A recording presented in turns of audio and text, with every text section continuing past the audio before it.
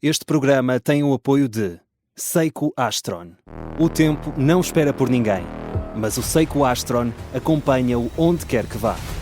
Com precisão atómica, 1 segundo a cada 100 mil anos, sem necessidade de mudança de bateria e apenas alimentado por energia luminosa, ajusta-se a qualquer fuso horário. Seiko Astron, o primeiro relógio GPS solar do mundo no seu pulso. Esta é a história do dia da Rádio Observador. Por que devem os telemóveis ser proibidos na escola?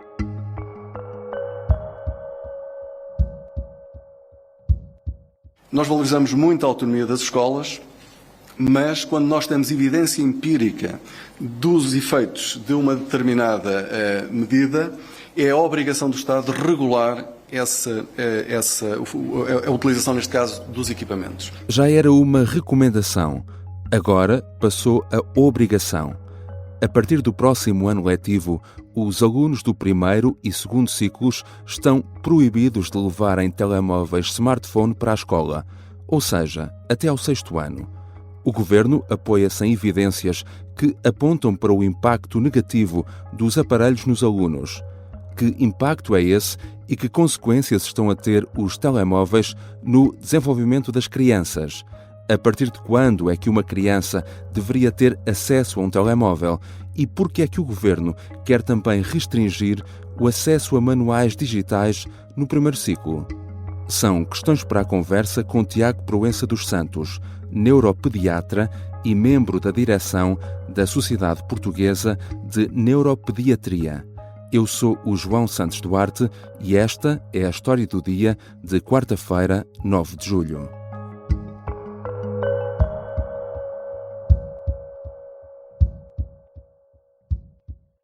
Bem-vindo, Tiago Proença dos Santos. Olá, muito bom dia e obrigado por esta oportunidade. Depois de já ter feito uma recomendação o ano passado, agora o Ministério da Educação anunciou a proibição de telemóveis smartphone nas escolas no primeiro e segundo ciclos, ou seja, até ao final do 6º ano. A medida entra em vigor já no próximo ano letivo e, segundo o Governo, é tomada com base em evidências que apontam para os efeitos negativos dos smartphones na aprendizagem. Ora, que evidências são estas? O que é que está provado sobre esse impacto? Essa pergunta é muito interessante e, efetivamente, ao contrário do que muitas vezes acontece, esta decisão do Ministério da Educação é efetivamente feita com base na evidência científica. Aquilo que se tem concluído ao longo dos últimos anos, desde que os smartphones se foram vulgarizando, é que ele tem um enorme impacto sobre o neurodesenvolvimento infantil. Este tipo de dispositivos consegue estimular muito as crianças e é por isso que elas ficam sossegadas, mesmo as mais irrequietas, quando têm um smartphone nas suas mãos, porque têm vídeos de curta duração, muita mudança de imagens, são altamente estimulantes e, portanto, vão absorver a atenção da criança. O problema disso é que depois a criança tem dificuldade em gerir momentos de tédio, tem dificuldade em gerir momentos em que os estímulos não sejam tão intensos. Outro dos problemas é que o tempo passado nos smartphones retira a oportunidade a estas crianças de experienciarem o mundo real, de poderem conviver, de aprenderem a interagir, de participarem em desportos coletivos, estarem com os outros e até mesmo de pegarem num lápis e pintarem e desenharem. Isso leva a alterações da motricidade global, da motricidade fina, da interação social. Sabe-se também, e no pós-pandemia isso foi muito evidente, que as crianças que passam muito tempo com telas têm uma diminuição da sua linguagem, fazendo mais erros e tendo mais dificuldade na consciência dos sons. E isso também vai impactar o desenvolvimento da linguagem. Mas, por exemplo, os outros telefones móveis que não têm acesso à internet, que não são smartphones, só fazem chamadas, esses continuam a ser permitidos. Concorda com isso? Eu não sei se faz muito sentido que uma criança até aos 12 anos tenha que ter um telefone na escola, porque antigamente, antes de haverem telemóveis, as crianças estavam na escola, que deve ser um lugar seguro, e se os pais precisarem de as contactar, podem fazê-lo através do secretariado. No entanto, o problema com os smartphones é muito mais importante, porque os telefones clássicos, que permitem só fazer chamadas, não permitem este mundo de interação. Aquilo que eu lhe diria é que quando nós damos um smartphone a uma criança, nós não lhe estamos a dar só um telefone. Estamos-lhe a dar um telefone, uma biblioteca, todos os discos que os pais tiveram em casa e alguma vez sonharam ter, um acesso a um clube de vídeo ilimitado, um acesso a uma série de coisas que muitas vezes nós nos esquecemos quando estamos a dar um telemóvel a uma criança. Uhum. Os críticos desta medida afirmam que a proibição total dos smartphones, de certa forma, é excessiva, que seria preferível permitir o uso, mas com regras. Isso seria algo execuível, não? Isso seria algo que era muito difícil de pôr na prática, ou seja, nós não nos podemos esquecer que já existem proibições. As crianças são proibidas de consumir álcool, as crianças são proibidas de fumar, as crianças, nomeadamente, desde há alguns anos, são proibidas de assistir a corridas de touros. Portanto, existem determinadas situações em que nós achamos que a criança não tem capacidade de decisão, temos evidência de que faz mal à saúde da criança e, portanto, não adianta tentarmos ter processos educativos. Até porque é muito difícil chegar ao pé de uma criança que está habituada a ver um smartphone e dizer-lhe que ela tem que usar só durante 20 ou 30 minutos.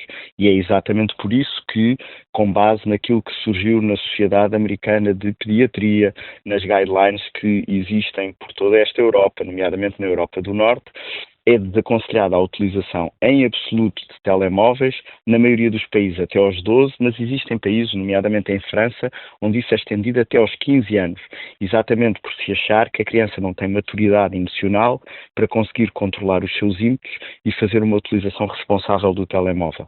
Obviamente que devemos também educar as crianças para esta utilização, mas, na minha opinião, até aos 12 anos faz todo o sentido a proibição total.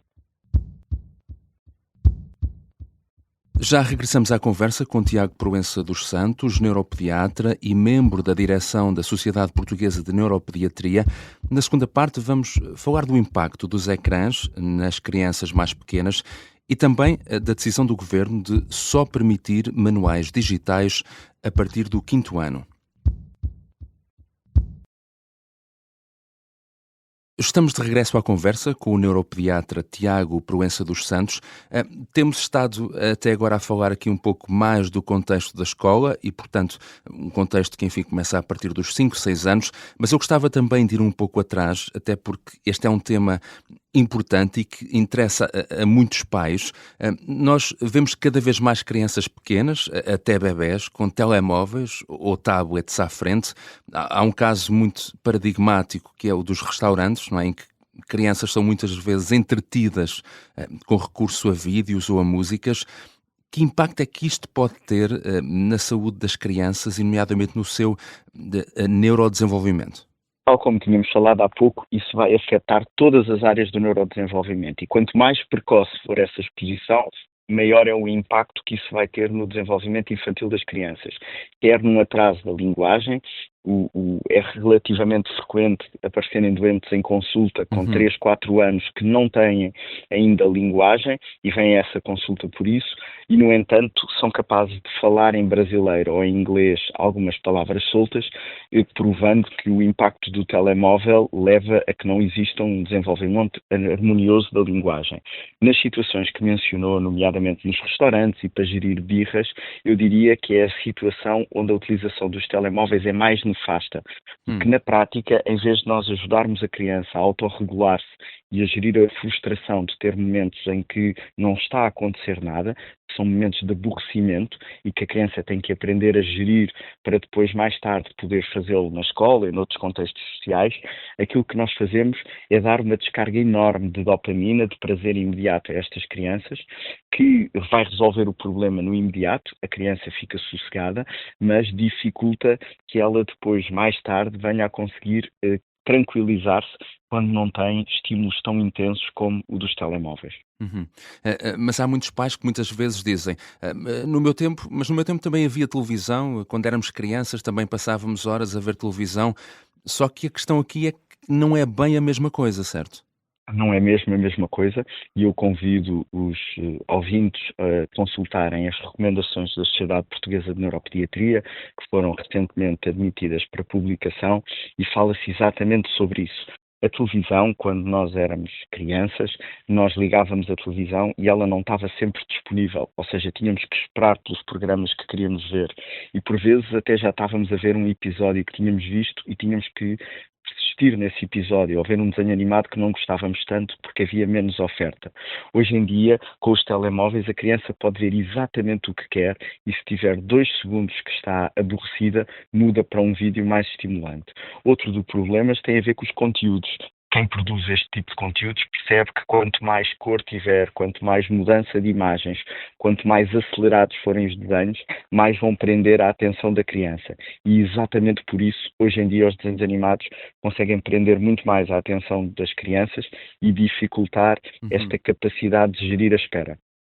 Portanto, há essa questão da escolha, mas também do lado aleatório, não é? A criança é bombardeada com conteúdos que nem os pais escolhem, nem ela própria, não é? Era ótimo que se fossem aleatórios. Eles não são aleatórios. Pois, Eles há são os algoritmos, não é? por um algoritmo que vai dar exatamente o que a criança quer ver. E esse é o problema. Isso Exato. acontece também com os adultos. No entanto, as crianças são muito mais suscetíveis a isso. Ou seja, o próprio programa vai perceber quais são os programas que captam mais o tempo de atenção da criança e vai escolher desenhos animados ou filmes que vão sucessivamente aparecendo, todos muito curtos, todos com uma resolução muito rápida e que são exatamente o que as crianças querem ver. E é por isso que é tão difícil nós conseguirmos que a criança consiga, de uma forma responsável, utilizar este tipo de dispositivos sem ser de forma abusiva.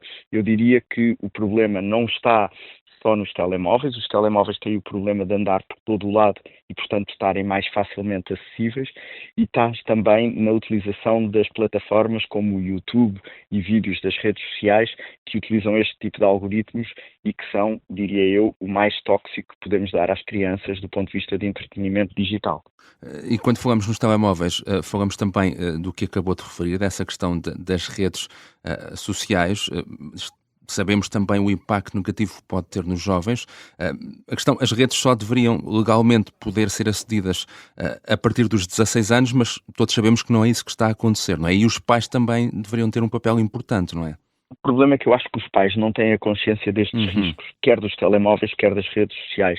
E foi por isso que nós emitimos a recomendação da Sociedade Portuguesa de Neuropediatria e temos falado em diversos fóruns, alertando que as redes sociais só deviam ser disponibilizadas depois dos 16 anos e quem os tem antes dessa idade teve que mentir num questionário que é feito na adesão das redes sociais, e é importante percebermos que elas vão vender sonhos, nomeadamente com filtros de imagem, que vão levar a que estas crianças tenham cada vez mais patologia, aí já não só do neurodesenvolvimento, mas também queixas depressivas e de outro tipo de patologia psiquiátrica.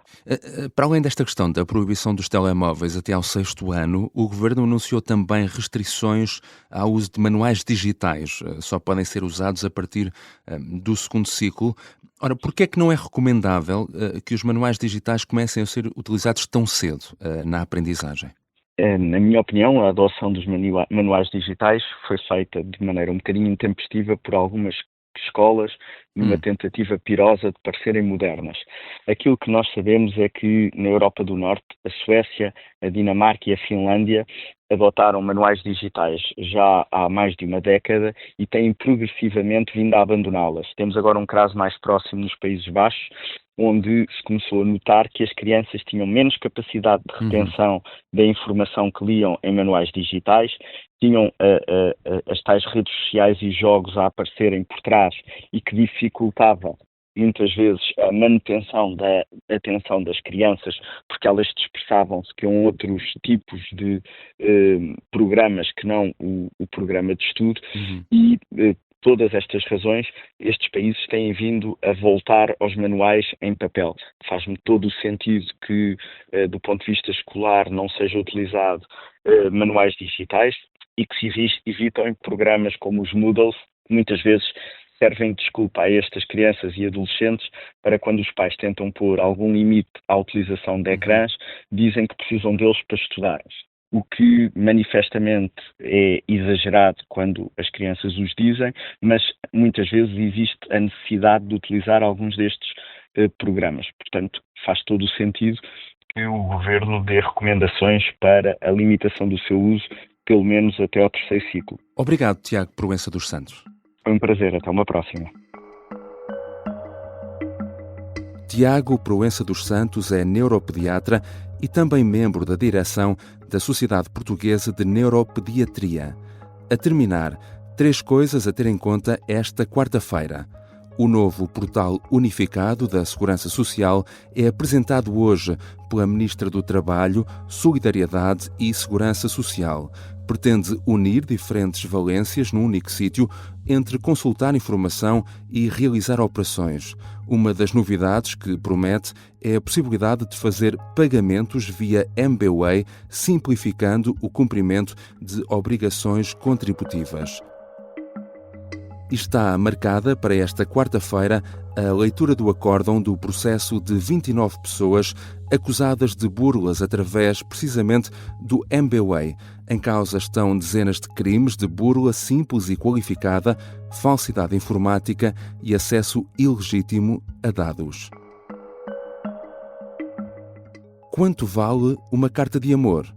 Uma carta escrita por John Lennon para a primeira mulher, Cynthia Powell, vai ser vendida hoje e o preço de licitação começa nos 46 mil euros. Foi escrita em 1962, quando o Beatle tinha apenas 21 anos. O casal iria depois separar-se em 1968 e um ano depois, Lennon casava-se com Yoko Ono. Esta foi a história do dia. A sonoplastia é de Mariana Sousa Aguiar. A música do genérico é do João Ribeiro. Eu sou o João Santos Duarte. Até amanhã.